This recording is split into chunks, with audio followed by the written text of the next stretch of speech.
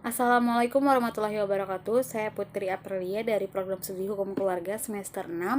Di sini saya akan menjelaskan tentang penuntut umum dan kewenangannya. Pertama-tama saya akan menjelaskan tentang pengertian penuntut umum. Penuntut umum ini adalah seorang jaksa yang diberi wewenang oleh undang-undang untuk melakukan penuntutan dan melaksanakan penetapan hakim. Jaksa ialah jabatan yang diartibuti oleh kewenangan untuk melakukan penyidikan, penuntutan, dan juga pelaksanaan keputusan pengadilan atau eksekusi. Dan penuntut umum ini adalah sebuah fungsi yang melekat pada seorang jaksa. Next, saya akan menjelaskan tentang visi misi dari kejaksaan. Visi mereka ialah kejaksaan sebagai lembaga yang penegak hukum yang bersih, efektif, efisien, transparan, dan akuntabel. Visi mereka yaitu meningkatkan personalitas jaksa dalam menangani perkara tindak pidana, meningkatkan peran jaksa negara dalam menyelesaikan masalah perdata maupun tata usaha.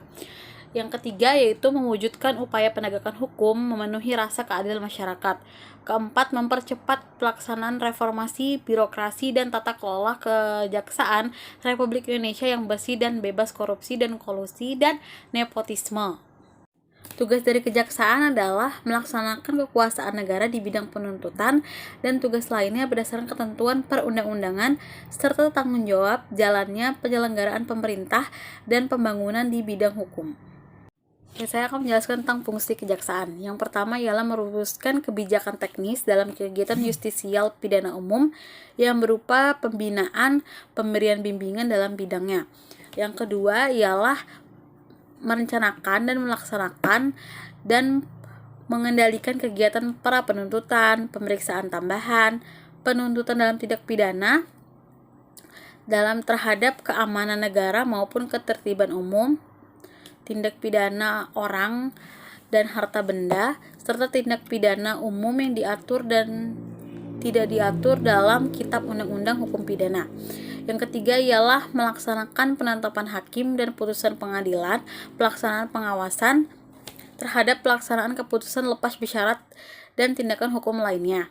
Yang keempat ialah pembinaan kerjasama atau koordinasi dan melaksanakan pemberian bimbingan serta menunjukkan teknis dalam penanganan perkara tindak pidana umum dengan instansi terkait berdasarkan peraturan perundang-undangan dan kebijakannya yang ditetapkan oleh Jaksa Agung.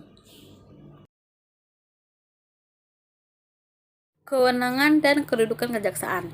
Kewenangan kejaksaan ini telah diatur di dalam pasal 30 Undang-Undang Nomor 16 Tahun 2004 yang itu menjelaskan tugas dan kewenangan kejaksaan yang meliputi dalam bidang pidana, perdata maupun tata usaha negara. Kewenangan kejaksaan dalam bidang pidana ini meliputi yaitu yang pertama melakukan penuntutan, yang kedua melaksanakan penetapan hakim dan putusan pengadilan yang telah memperoleh kekuatan hukum tetap. Yang ketiga ialah melakukan pengawasan terhadap pelaksanaan putusan pidana bersyarat, putusan pidana pengawasan, dan keputusan lepas bersyarat. Yang ketiga ialah melakukan penyidikan terhadap tindak pidana tertentu dengan berdasarkan undang-undang. Yang terakhir ialah melengkapi berkas perkara tertentu untuk dapat melakukan pemeriksaan tambahan sebelum dilimpahkan ke pengadilan yang dalam pelaksanaannya dikoordinasi oleh penyidik. Di dalam bidang perdata dan tata usaha, kejaksaan ini mempunyai kuasa khusus dan dapat bertindak di dalam maupun di luar pengadilan atas nama negara atau pemerintah. Kedudukan kejaksaan ini dijelaskan dalam Undang-Undang Nomor 16 Tahun 2004 yaitu menjelaskan tentang kedudukan dan peran lembaga kejaksaan. Kejaksaan ini adalah sebagai sistem penegak hukum yang ditemukan suatu ambivalensi antara kedudukan kelembagaan, yaitu kejaksaan sebagai lembaga pemerintah atau eksekutif sebagai unsur pemerintah atau pembantu presiden, dan tugas pokok dari fungsi dan wewenang di bidang penuntutan yang masuk dalam yudikatif. Sekian dari pemaparan saya, mohon maaf jika dalam penyampaian atau pemaparan saya ada kesalahan. Kurang lebihnya mohon maaf. Wassalamualaikum warahmatullahi wabarakatuh.